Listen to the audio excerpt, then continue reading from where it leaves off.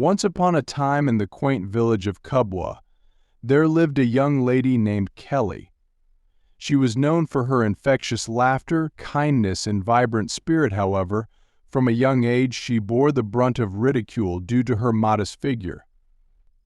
Every time she walked through the dusty streets, she would overhear the whispers and snickers. "Look at her tiny niash," they would say. "She looks like a child." The taunts came from both men and women, leaving Kelly feeling like an outcast in her own community. Over the years, Kelly grew weary of the constant judgments. While her heart brimmed with dreams and aspirations, the harsh comments weighed heavily on her. They crept into her thoughts during quiet moments, often overshadowing her self-esteem. Yet, deep within, a fire ignited a desire to reclaim her identity and prove that one's worth is not defined by their physical appearance. Determined not to let the villagers' hurtful words define her, Kelly began to save every penny she could find. She took up odd jobs around the village, helping the farmers during harvest season, working as a seamstress, and even selling handmade crafts at the local market. Every coin she earned fueled her dream of transformation.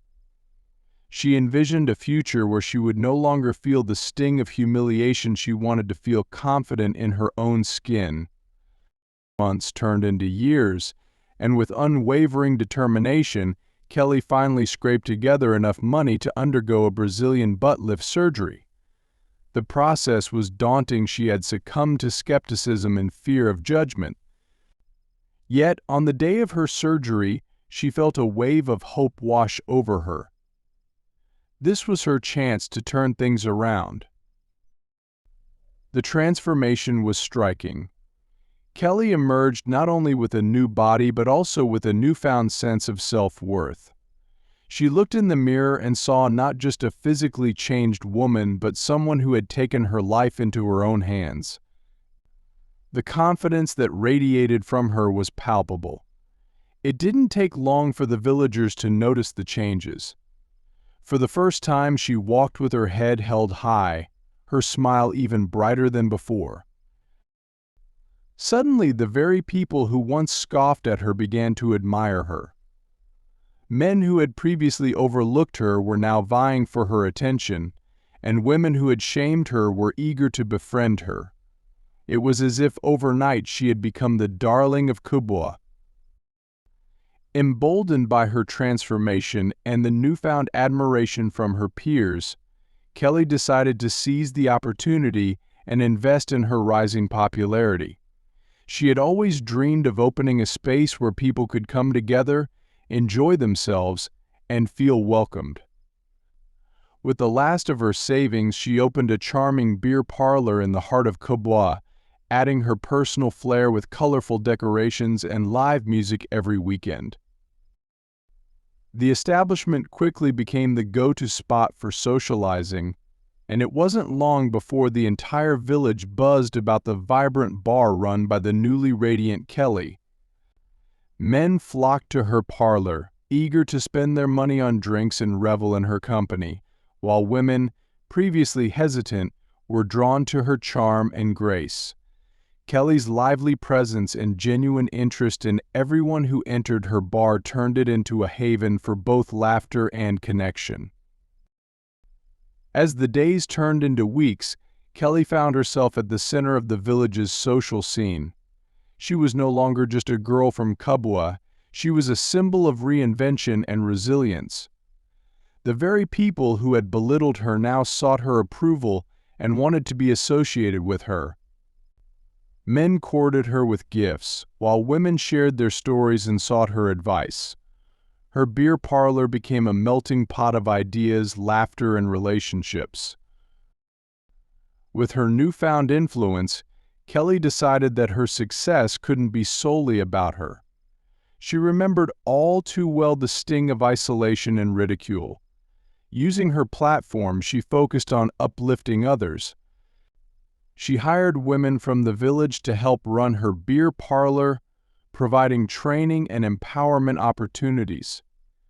Young girls who had struggled with self-image found solace in her friendly advice and mentorship. The establishment flourished, and so did the sense of community within Kubwa. Kelly organized events, trivia nights, dance-offs, and even health workshops, all designed to bring people together and foster a sense of belonging.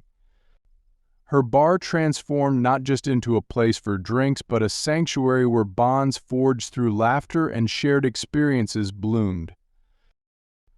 With her charisma and her genuine interest in connecting with people, she became a champion for body positivity.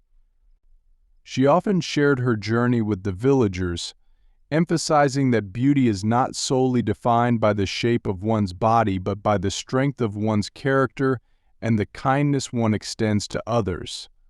Her openness about her insecurities allowed many to confront their vulnerabilities, leading to conversations that had been long overdue.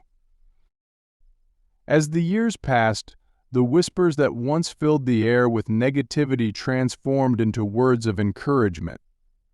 Kelly became a trusted friend and confidante, turning her past into a catalyst for change in the village. The very villagers who had once ridiculed her began to celebrate her achievements and champion her cause. And yet, Kelly remained humble. She used her success to support local charities, hosting fundraisers at her bar to benefit education for girls in the village and awareness programs promoting mental health.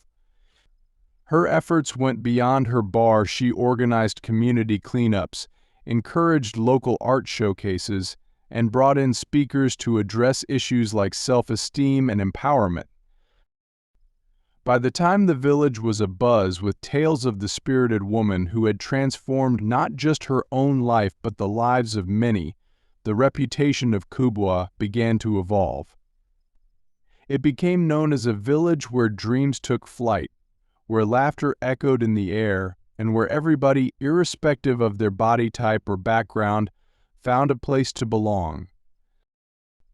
In the end, Kelly's story became one of inspiration, proving that determination and confidence can defy traditional beauty standards. What began as